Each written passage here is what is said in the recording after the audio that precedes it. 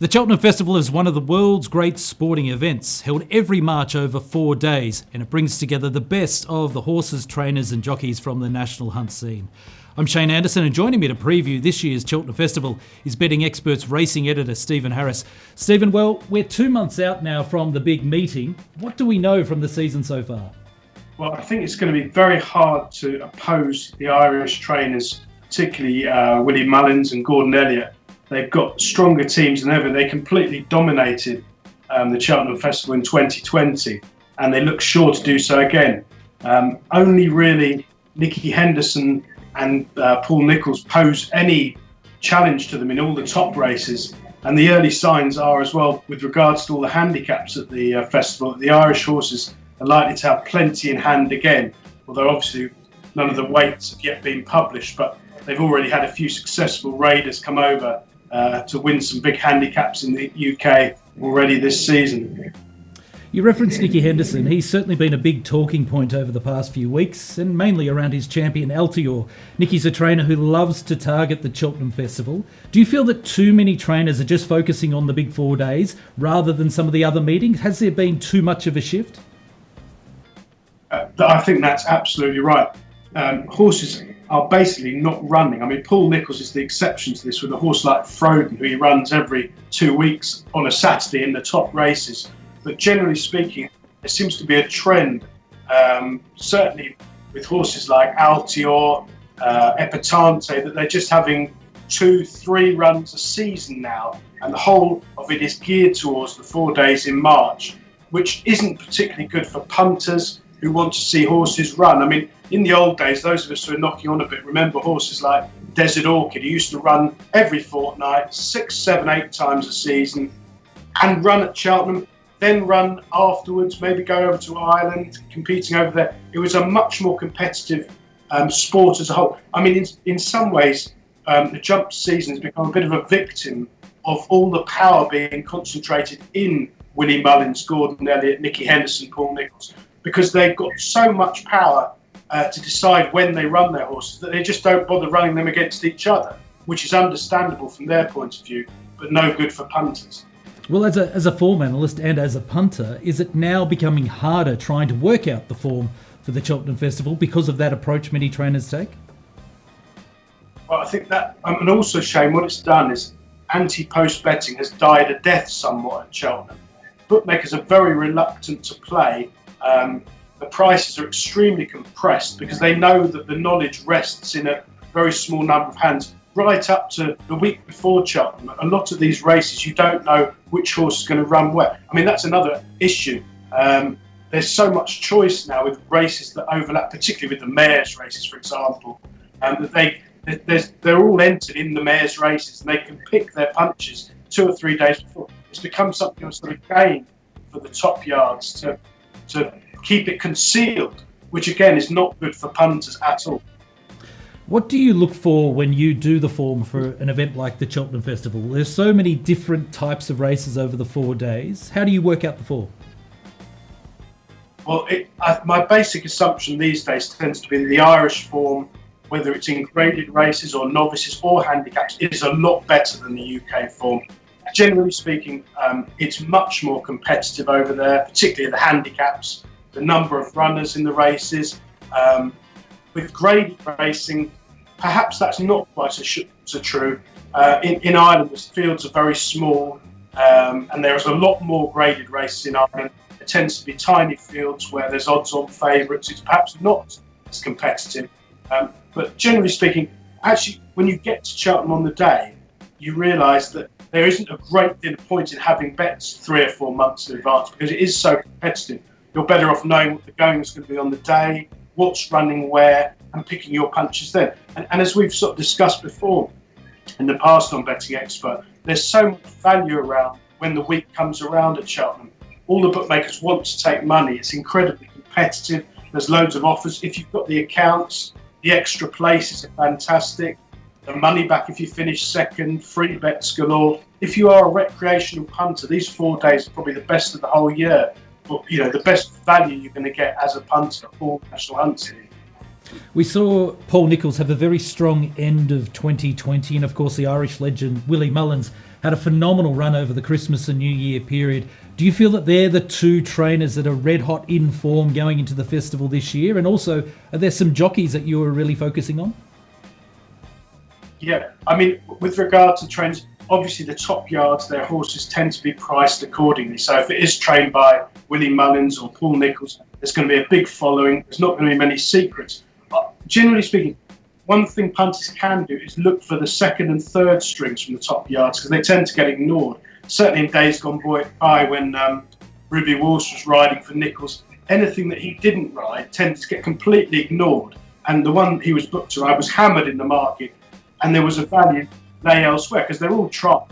It's not Plumpton on a Monday. It's huge prize money, massive prestige. Just because a £7 claim is on them doesn't mean they're any more fancy than the one that Ruby Walsh happens to ride. What I would say this year is there's three really good young jockeys to look out for punters. Dara O'Keefe in Ireland, who rode the winner, I'm trying to think, A+ Tard, who won the Savills Chase left stand over Christmas. He's a really good jockey. And in the UK, both Jack Tudor, who I think still claims 3, though whether that's the case by the time the festival comes around, and Kevin Brogan, who claims £7 at the moment. There are a couple of really good young jockeys to look out for, particularly in the handicaps. Stephen, I want to focus on some of the real key races of the Cheltenham Festival, and we'll start with the Arkle. In a lot of the anti-post markets, Shishkin is the dominant favourite. Do you feel that Shishkin is the clear standout, or is there a Smoky, another horse that could emerge from the ruck to perhaps knock him off in the big race? Well, I do think Shishkin, who's I think a best price 4 to 5 at the moment for the Arkle, he's going to be very hard to beat. He's 2 from 2 over fences. He really reminds people of Sprinter Sacra and Altior, the same stable. The way he jumps, an absolute natural. He's flown around Kempton twice, not seen another rival. Whether you want to back something at 5 to 4 on with 3 months to go is another matter. He's the standout horse. I think anti-post it's something like 14 or 16 to 1 bar 1 at the moment. A couple who could be of interest. The one I think who's overpriced is Hitman, which is a Paul Nicholls horse who finished second behind All Mankind at Sandown. And if you watch that run back, All Mankind very much had the run of the race from the front and blitzed them, whereas Hitman, who lacks experience over fences, only had a couple of runs so far, was positioned wide and a bit out of his ground and made his headway probably a little bit too quickly. So he's 20 to 1. If you're looking away from the obvious, then perhaps he'd be the each-way alternative. The Christmas hurdle, as a form reference going towards the champion hurdle, we saw Silver Streak easily defeat Epatante. Do you feel that Epatante is perhaps now vulnerable to defend her title, or can she bounce back? Well, the only thing I think, there were excuses for Epatante. It was a funny race. Silver Streak got a brilliant ride from one of the best riders in the weighing room, Adam Wish, stealing 5 lengths right at the first hurdle, never really challenged. Epatante was a little bit free, but she clipped a couple of hurdles, wrapped the top bar. There were excuses. It was a muddling race. Things didn't pan out ideally for her. Apparently Henderson thought it might have been in season afterwards, and also he did have a few disappointments over Christmas. Altior got chinned at a short price. 1 or 2 others were turned over. I would imagine Epatante will definitely reverse the form on the day. I mean, whether or not you want to take 9 to 4, 5 to 2, it's not a wonderful price. She was very impressive last season, but I wouldn't be surprised if the horse that she beat there, Sharjah, didn't get a lot closer. He's still coming forwards and has got a bit more potential as well, perhaps. Let's talk about the Queen Mother Champion Chase. Altior, a former winner of the race, he was sensationally beaten in his resumption. There was a lot of talk about that performance. Do you have him written off now as a spent force in the division, now that he's an older horse? Yes, is the short answer. I mean, again, I think there were excuses. Perhaps Nico de Boy was not riding with a lot of confidence. He started off 6 wide. The horse went with no zest at all. He was under pressure a long way out, and usually you're expecting with Altior, we all know the horse, he hits a flat spot in all of his races, and usually in running trades at a much bigger price. But actually on this occasion he never picked up. He was very laboured. He took second after the last, but it was a disappointing display. Like all of us, he's not getting any younger. I'd be surprised if he was a factor There is a bit of talk that they might put some blinkers or even cheek pieces on him again to try and sweeten him up, but I'll be surprised. The winner of that race, New Beggar, was really impressive. I mean, whether he can do it at Cheltenham up the hill is a moot point, but he's open to improvement, and Dan Skelton has got some lovely young horses this season. What about the likes of Politologue, who won the race last year, or Chacun Pour Soi? Are you rating them as legitimate contenders, or is the market just wrong? Chacun Pour Soi is 6-4, and that looks about his price at the moment. He was really impressive at Leopardstown over Christmas. The Irish form, as we've said before, tends to be a lot stronger than the UK form. I think he'll be extremely hard to beat. Politologue won a substandard renewal of this race last year, got gifted a soft lead. The favourite Défi de Swirl was bitterly disappointing, beaten a mile out. So what that amounts to is open to question. Politologue has returned this season as good as ever. Got a good front-running ride to win at Sandown unchallenged. He's a brilliant jumper, loves soft ground. He has now won at Cheltenham. People didn't used to think that he liked Cheltenham, but he did come and win this race last year. Personally, I'll be disappointed if he's good enough to win again. And Chacun Pour Soi, 6-4. Cheltenham's not a place for short prices, generally speaking, but he is 6-4. I wouldn't be surprised if he was shorter on the day if he gets there in one piece. Stephen, one I think of the most talked about horses for the week will be Envoy Allen. Unbeaten over rules, or in rules races over jumps. Goes into the Marsh Novices. Likely to be the shortest price favourite of the week. Do you consider him to be the banker?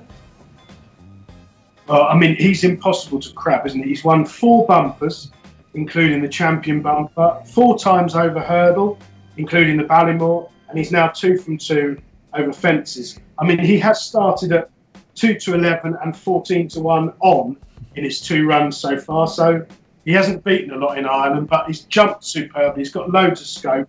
He's going to be the Irish banker of the week. As long as he gets there in one piece, he's going to be another Denoli, a horse that everybody wants to back. All the Irish punters, if they're allowed to come over, which looks unlikely, they'll have to be playing online with their bookmakers rather than in cash with the on-course layers. But he does look impossible to cramp. If they look like that, I think the Ryanair Chase is the race he's definitely going for. And he's probably going to be, as you say, one of the shortest price horses of the whole 4 days. What's your view on Envoy Allen? Do you feel that he is a champion in waiting? Is he a horse that could go on to be considered one of the greats? Possibly. I mean, I think he's the sort of horse, he's going to probably end up being a Gold Cup horse probably in 2022 if things go to plan. I know Gordon Elliott, they hold him in the highest regard. They always have done. He's been hammered in the market. He's landed huge gambles at the festival twice already. And it's very likely this is going to be win number 3, you would imagine. I think one of the toughest races of the week is the Ryanair Chase. The market's got a host of chances. It's a wide open affair. How are you assessing it at the moment? It's 6-1 the field at the moment. Min is the current favourite. I mean, he's old enough to smoke. He's had plenty of chances. Not for me at that price. The 2 I quite like are Imperial Aura of Kim Bailey, who's a sound jumper, 4 from 6 so far over fences. He actually runs at the weekend on Saturday, if that meeting goes ahead. I respect his claims, and I like the fact he's won at Cheltenham at the festival already. He won one of the handicaps in 2020, so track's no problem. Soft ground will be no problem for him. He's a big runner if he goes for that race. And St Calvados, who is low mileage over fences, another brilliant jumper who's got course experience. He should go well. It's always a really difficult race, that, and you'll only find out the runners probably 3 or 4 days before, because they've all got options in all the other races that they can pick and choose. So I'd hold fire as a punter on that race at the moment. I think another race that a lot of people will be really interested in is the Paddy Power Stayers Hurdle. We get to see Paisley Park and Time Hill clash again. Which camp are you in? You've got to go for the young improver, Time Hill. I've actually had 2 bets so far, anti-post. It's not really my thing, but I've backed Time Hill each way at 9-2, and in the Gold Cup, I've thrown a few quid at Vindication at a massive price. Time Hill is a young improver. The key with him is he's a strong traveller. He was really impressive when he won at Newbury, beating Paisley Park. That was at a time when Hobbs was struggling. All of his horses, he had a strike rate of about 5% at that period, well before Christmas. They're now absolutely flying. They're coming right. He did get beat at Ascot by his old rival, Paisley Park, but I think Richard Johnson probably hit the front too soon there, and he seemed to idle a bit and got picked off by Paisley Park. who was looking like banging trouble on the home turn, going nowhere, but picked up strongly and flew. Paisley Park has had a heart fibrillation. Time Hill is a young improver with scope to do better. One of them's 3-1, I think. Time Hill's 9-2. I think if you back Time Hill each way at 9-2, you'll come to no harm. He's liable to be shorter on the day. He's a definite runner, barring accidents. I think they'll probably go straight to the festival, and I think that's a really good bet. By the way, you have got one big advantage if you play now as a punter anti-post on horses that you think are almost certain to run. I think Paddy Power and non-runner no bet, and 365 will be very soon if that's happened. There is a chance that the Irish horses won't be able to travel over, which is not factored into any of the anti-post markets at the moment. So you could end up with very small fields. I mean, none of us want it to happen, but from a financial point of view, you could back Time Hill 9-2 each way. There might be 6 runners. You're getting 3 places. It's colossal value. It could be 7-4 favourite on the day if things pan out ideally. But either way, I couldn't see it being a lot bigger than 9-2 worst way. So I'm pretty confident it'll take a lot of beating. Yeah, I think that's fantastic advice, and certainly something that we'll follow up on Betting Expert in the weeks ahead as we get closer to the Cheltenham Festival. The Triumph Hurdle for the 4-year-olds, it's a race of emerging stars, and I think we've got a jumper who looks destined for great things in Zanaher. What have you made of the lead-up runs going into Cheltenham? Yeah, Zanaher, I think, is 11-4 favourite now for the festival, which is a very bad price in what's usually a very competitive race. If you remember, Shane, in 2020, the whole world and his wife was on Goshen at Gary Moore's. He was about 200 yards clear and fell at the last. And it was an absolute result for bookmakers. They dodged a real bullet. I know that Gary Moore is a very shrewd trainer down the road from here in Sussex. He's laid out Nassalem for this race. All the right people who own it. They're very shrewd people. They backed it at 25.33. Now he's due to run at Chepstow this Saturday. Whether or not he does or not, the meeting may not go ahead. There's snow forecast. But he's been really impressive so far. He revels in testing ground, which could be a good thing. We're assuming it's going to be soft at the festival in March. We don't know. It can dry out there. I respect his claims. And the other one who's very interesting, Shane, is French Asile, who was landed one of the biggest gambles of the season on his hurdling debut at Leopardstown over Christmas. I think he was something like 20-1 in the morning. He went off 5-2 favourite, I think, under Dennis O'Regan, and didn't come off the bridle to win by miles. He's since been bought this week, in fact, by the connections of Alboon Photo, the Gold Cup winner, and he's joined Willie Mullins. So he's gone from a small yard, Anne-Marie Holding, to Willie Mullins, which he could be anything. They paid big money for him. I think he's about a 7-1 chance now, which is probably his price in truth, but he's a fascinating runner. I would imagine he might go straight to Cheltenham after just one run, but he's one to keep an eye on. Yeah, I know that you highlighted him in your 5 to follow, which was published on New Year's Day. We'll talk more about him shortly. Let's go to the big one, the Cheltenham Gold Cup. It's the race every national hunt competitor and participant wants to win. Can Album Photo win for the 3rd year in a row and do what Best Mate did? He's a terrible price, Shane, isn't he? I mean, he's going to be popular. I think he's 7-2 now. He's won the last 2 runnings. He's going to be trying to make history. He's bound to be popular. My negatives are, there are 2 main negatives for me. From a form point of view, 7 horses finished behind him in the 2020 Gold Cup. None of them have won. They've all run since, and none of them have won in the last 9 months since, basically. So the form isn't any good, and it didn't look a very good race at the time. The other thing is, he came and won his race at Tremor after 10 months off the other day. He wasn't particularly impressive. He was against a stablemate who looked to have him cooked, I thought, a mile out, and then stopped, got tired. He ended up winning by miles. I didn't think he was that impressive. Now, it might be Tremor is a sharp track, he's a stayer. Willie Mullins is a genius. He wouldn't have been 100% fit. But, you know, I respect his claims, but I couldn't take 7-2 with stolen money, to be honest with you. The others, Frodon won at King George. Well, he had the run of the race on a flat track. He's got a great record at Cheltenham, so it's not that. Stamina would be a question mark for Frodon. He's never tried this trip 3 mile 2, and you have to stay 3 mile 2 properly. The one time I think he tried 3 mile 1 at Aintree, he got beaten 3 fences. Now, he might have been over the top that day. There's no way in the world he'll get a soft lead with all the Irish horses in the race. I don't fancy him at all. There's a few other horses still in the betting who look very hard to fancy. Native River. There's talk of Santini wearing blinkers for the first time. He ran like a drain at Kempton. Perhaps it wasn't his trap. He was riding everything 6 wide at the minute, not riding with much confidence, but he was disappointing. He got beat a very long way.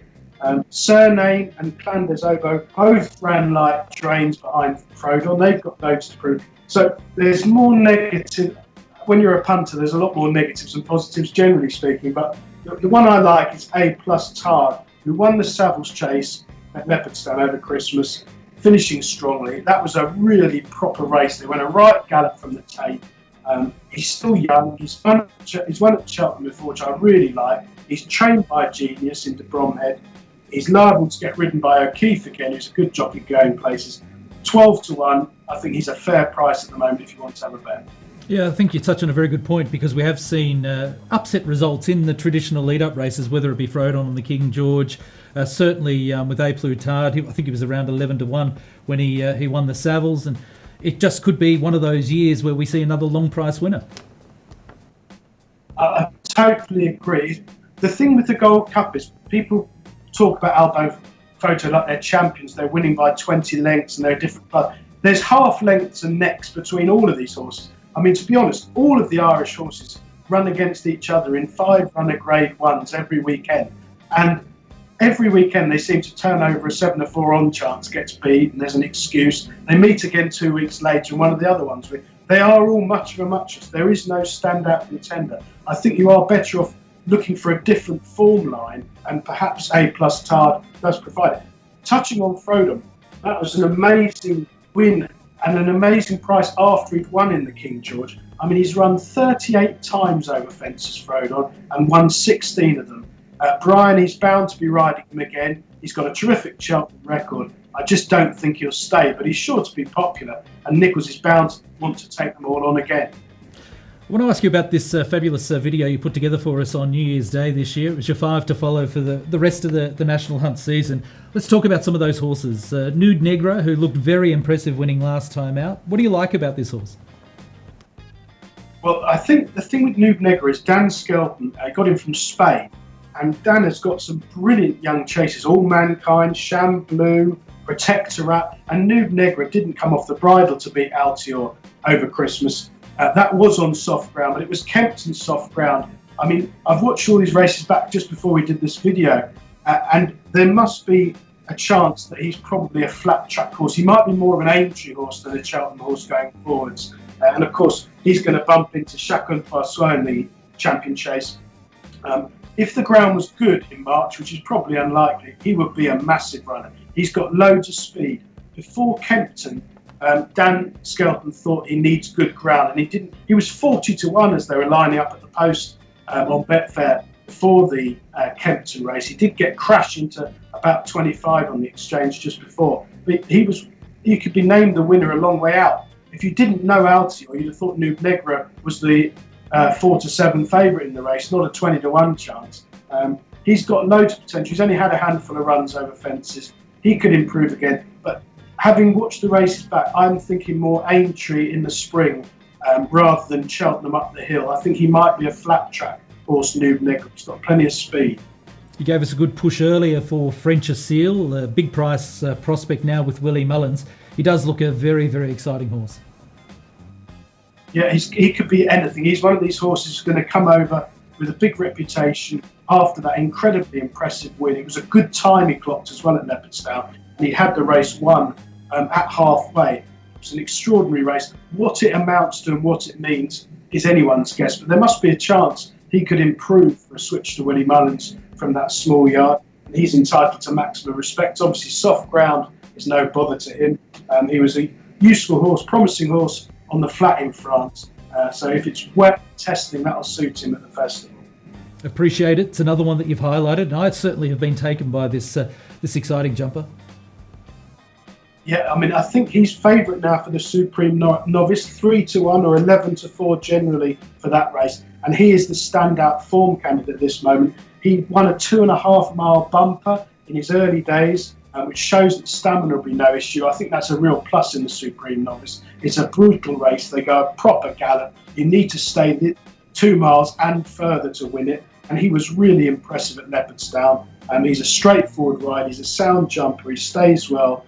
He's going to take an awful lot of beating at the moment unless something emerges from Ireland to take him on. I could see him being much shorter than 11-4, and certainly what I've seen of the UK runners so far, nothing is going to touch the Irish horses. Why do you like Heros de Seal, who is another horse that you've highlighted? Yes. Well, we were talking about Nicki Henderson earlier, Shane, and he had a really disappointing Christmas with Epatante and Altior getting beat, but Heros de Seal was another horse Nico Boyle had parked 6 wide on his hurdling debut at Kempton. Now, it wasn't a particularly strong race. He didn't jump well in the early stages. He pulled quite hard, and he was about a length down when his rival fell at the last, whose name now escapes me. But he was flying at the time. He'd have won anyway. People thought he might be a lucky winner, but I didn't agree with that. He's got loads of steps to improve. Now, I don't know where they're going to run him. He wouldn't be an obvious horse for the Triumph Further. He could perhaps be maybe for the Fred Winter or something like that. He's certainly a horse with loads of potential and one to keep an eye on. And Shan Blue was terrific, winning a couple of weeks back. What type of race would you like to see him target throughout the latter part of winter into spring? Yeah, I'm not sure which race he's going to go for. Dan Skelton's got loads of options with him because he's also got All Mankind, Protector out, Newton. He's got a real crack team of 2 mile chasers. Chandler is a really bold jumping front runner. He's unbeaten so far over fences. He was really impressive when winning at Kempton over Christmas. And if you watch that run back, he didn't have things his own way at all. He was harried on the lead at a really strong pace, and he was at the inside on the rail, and the horse was on his outside. He kept out jumping the horse on his outside at a really strong pace. Considering his inexperience, it was a really taking run. I have got at the back of my mind that he's another horse might want a flat track. He's won twice at Wetherby and now at Kempton. It's a different ball game up that Cheltenham Hill on testing ground. He's a bit more of a glider than a grinder. Perhaps he'll be one more for Aintree than Cheltenham, but Skelton has got a really strong hand in the 2 mile chase division.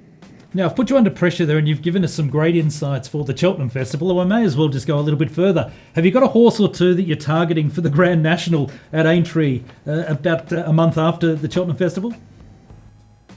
I had a good look at this today, Shane. It's 25-1 the field at the moment. It's obviously early days. There's 1 or 2 in there. Tiger Roll. I mean, I think he's favourite on some lists. I think that's probably because the odds compilers haven't had a look at the market. He's impossible to fancy. I mean, he ran in a cross country at Cheltenham a while ago. He ran like a drain, and they were talking about retiring him soon after. So I couldn't have him at all. The one I think who's the young up and comer is Cloth Cat, John J. O'Neill. Now, he won a very big handicap at Newbury before Christmas, jumping superbly, routing the field. Now, the negative is he's going to get hit from the handicapper. When the weights come out, he's going to have a new mark to defy. But he's just the sort of horse who could be a real asset jumping-wise at Aintree. He's 25-1. He's going forwards. And a lot of these horses in the Grand National market are priced up on memories rather than anything they've done recently.